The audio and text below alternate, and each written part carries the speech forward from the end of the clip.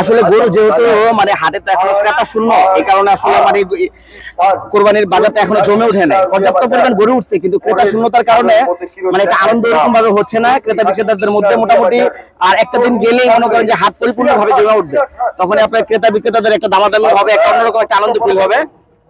তো মোটামুটি আপনারা যারা এখনো গরু ক্রয় করেননি, আপনাদের সাধ্যের মধ্যে জন্য পর্যাপ্ত পরিমাণ গরু সারুলিয়া গরুর হাটে আছে, আপনারা অবশ্যই সারুলিয়াতে আসতে পারেন, আপনাদের সাধ্যের মতন গরু নিতে পারেন।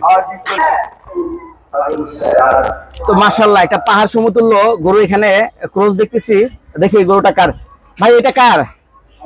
আপনার? আচ্ছা আচ্ছা, মাশাআল্লাহ অনেক সুন্দর। কোথা থেকে নিয়ে আসছেন এগুলা? সিরাজগঞ্জ থেকে আসছি ভাই। মানে আপনার সবাই কি সিরাজগঞ্জ থেকেই বেশি লোক আসে নাকি? এখানে সিরাজগঞ্জেরই বেশি।